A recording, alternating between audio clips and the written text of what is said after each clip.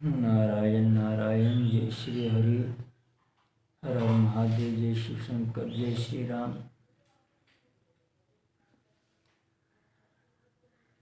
पिछले अंक में हमने राजा दुष्यंत और शकुंतला का कण्व ऋषि के आश्रम में किस प्रकार से मुलाकात हुई थी और उनमें कुछ संवाद भी हुआ था, और उस संवाद के दौरान ही महाराज दुष्यंत ने शकुंतला को अपने मन का अभिप्राय भी प्रकट किया था।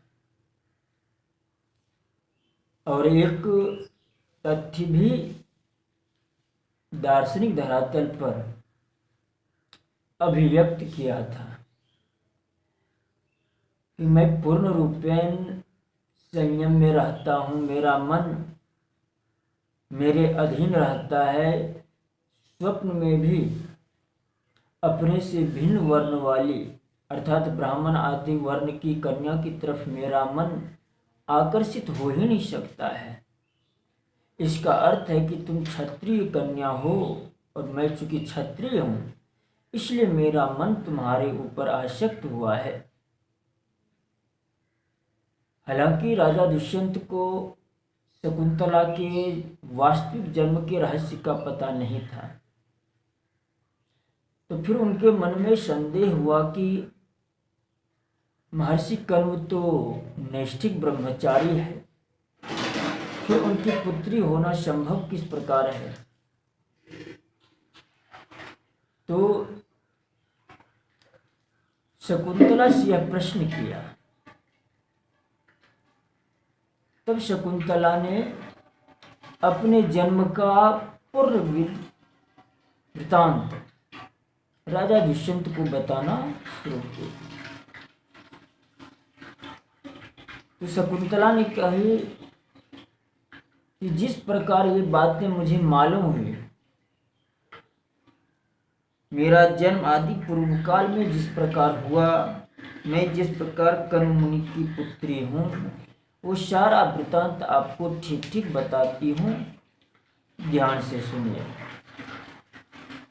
एक दिन किसी ऋषि ने यहाँ आकर अर्थात कण्व ऋषि के आश्रम में यही प्रश्न कण्व ऋषि से किया था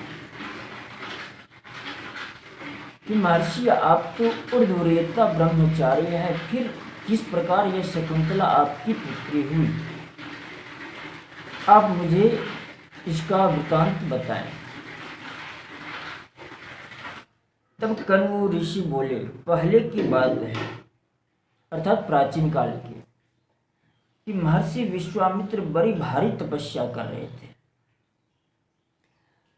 विश्वामित्र जी के बारे में थोड़ा बता दूं कि वो जन्म से क्षत्रिय थे, परंतु महर्षि वशिष्ठ के साथ युद्ध में परास्त हो जाने के कारण जितने भी अस्त्र शस्त्र थे सब महर्षि वशिष्ठ पर छोड़ देने पर भी वो उनका बाल बांका भी नहीं कर सके। तभी से उसके मन में यह भावना कर गई कि क्षत्रिय बल तो व्यर्थ है, ब्राह्मण बल के सामने में क्षत्रिय बल कुछ भी नहीं है। इसलिए उसी समय उन्होंने निश्चय किया कि मैं अब घोर तपस्या करके इसी शरीर से ब्राह्मणत्व को प्राप्त करूंगा। और इसी उद्देश्य को लेकर के महर्षि विश्वामित्र जो पहले क्षत्रिय थे ब्राह्मणत्व की प्राप्ति के लिए घोर तपस्या करने लगे। हालांकि सामान्य नियम है कि जन्म से ही कोई वर्ण निश्चित होता है, लेकिन विशेष अवस्था में वरदान आदि के कारण किसी किसी में वर्ण परिवर्तन भी देखा जाता था। इसी उदाहरण में विश्वामित्र जी है। तो इसी उद्देश्य से विश्वामित्र जी घोर तप कर रहे थे। तो उनकी घोर तपस्या को देख करके इंद्र के मन में भय समाविष्ट हो गया कि कहीं इस घोर तपस्या से वो मेरे स्थान को प्राप्त न कर ले, मुझे अपने स्थान से भ्रष्ट न कर दे। तो यह सोच करके उन्होंने स्वर्ग की जो सबसे सुंदर अप्सरा थी मेनका, उनको बुलाया और कहा, देखो आज तुम्हारी परीक्षा की घड़ी है। विश्वामित्र के घोर तप से, जिससे मेरा स्थान मैं भ्रष्ट ना हो जाऊं अपने स्थान से, तुम ही मेरी रक्षा कर सकते हो। इसलिए जाओ पृथ्वीलोक पर और उसे अपने तपस्या से स्थान भ्रष्ट कर दो। परंतु मेनका भी बहुत डरी हुई, यानी क्योंकि वो जानती थी विश्वामित्र का प्रभाव कैसा था, इसलिए वह भी देवराज इंद्र से कुछ निवेदन किए जो कि सुनने योग्य है। मेनका ने कहा कि आप तो जानते हैं कि जिन महात्मा के तेज, तप और क्रोध से आप भी उद्विग्न हो उठते हैं, बेचैन हो उठते हैं, उनसे मैं कैसे नहीं डरूंगी।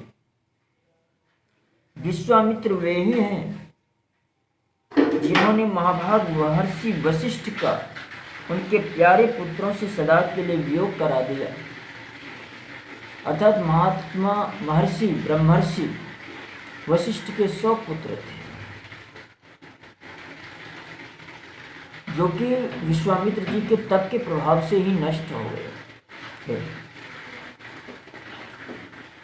जिन्होंने अपने स्नान की सुविधा के लिए अगाध जल से भरी हुई उस दुर्गम नदी का निर्माण किया, जिसे लोक में सब मनुष्य अत्यंत पुण्यमयी कौशिकी नदी के नाम से जानते हैं। अर्थात जो आज कोशी नदी है, महर्षि विश्वामित्र के ही प्रभाव से उत्पन्न हुई है। विश्वामित्र महर्षि वे ही हैं जिनकी पत्नी का पूर्व काल में संकट के समय शापवश व्याध बने हुए धर्मात्मा राजर्षि मतंग ने भरण पोषण किया था, और अकाल बीत जाने पर उन शक्तिशाली मुनि ने पुनः आश्रम पर आकर उस नदी का नाम पारा रख लिया था। उन्होंने मतंग मुनि के किए हुए उपकार से प्रसन्न होकर स्वयं पुरोहित बनकर उनका यज्ञ कराया, जिनसे के भय से आप भी सोमपान करने के लिए पधारे थे। अर्थात देवता जैसे व्याध आदि के यज्ञ में नहीं आते हैं, क्योंकि वो अधिकृत नहीं होते हैं शास्त्र सम्मत। लेकिन विश्वामित्र ने अपने तप के प्रभाव से इंद्र को भी उस यज्ञ में उपस्थित होने के लिए विवश कर दिया। फिर उन्होंने ही कुपित होकर दूसरे लोक की सृष्टि की और नक्षत्र संपत्ति से रूठकर प्रतिश्रवण आदि नूतन नक्षत्रों का निर्माण किया। अर्थात एक समय ऐसा भी हुआ था, ग्रह नक्षत्र आदि की भी सृष्टि उन्होंने तपोबल से कर दिया था, जिससे देवताओं को अपना महत्व कम होने के कारण फिर उनकी आज्ञा, एक तरह से कहें उनकी बात मानने के लिए विवश होना पड़ा था। वे महर्षि विश्वामित्र वे ही महात्मा जिन्होंने गुरु के शाप से हीन अवस्था में पड़े हुए राजा त्रिशंकु को शरण दी थी। उस समय सोच कर के विश्वामित्र महर्षि वशिष्ठ के शाप को कैसे छुड़ा देंगे, देवताओं ने उनकी अवहेलना करके त्रिशंकु के यज्ञ की सारी सामग्री नष्ट कर दी। अर्थात त्रिशंकु जो कि राजा थे शापवश वो चंडाल हो गए थे, उनका भी यज्ञ करा करके उनको शरीर स्वर्ग पहुंचा दिया था। तो जिनके ऐसे ऐसे अद्भुत कर्म हैं, उन महात्मा से मैं बहुत डरती हूँ, जिससे वे कुपित हो मुझे भस्म न कर दे। ऐसे कार्य के लिए आप मुझे आज्ञा दे रहे हैं। वे अपने तेज से संपूर्ण लोगों को भस्म कर सकते हैं, पैर के आघात से पृथ्वी को कपा सकते हैं, विशाल मेरु पर्वत को छोटा बना सकते हैं और संपूर्ण दिशाओं में तुरंत उलटफेर कर सकते हैं। ऐसे प्रज्वलित अग्नि के समान तेजस्वी, तपस्वी और जितेंद्रिय महात्मा का मुझ जैसी नारी कैसे स्पर्श कर सकती है। इस प्रकार से मैं उनके समीप नहीं जा सकती, किंतु देवराज पहले आप मेरी रक्षा का कोई उपाय सोचिए, जिससे सुरक्षित रहकर मैं आपके कार्य की सिद्धि के लिए चेष्टा कर सकूं। इस प्रकार से मेनका ने बहुत तरह के उनके चरित्र सुना करके अपने भय की से उनकी रक्षा के लिए, उनके भय से हमारी रक्षा हो, ऐसा कोई आप उपाय कीजिए, तभी मैं वहाँ जाने के लिए तैयार हूँ। फिर मैं वहाँ जाकर जब क्रीड़ा में निमग्न हो, उस समय वायुदेव आवश्यकता समझकर मेरा वस्त्र उड़ा दें, और इस कार्य में आपके प्रसाद से कामदेव भी मेरे सहायक हों।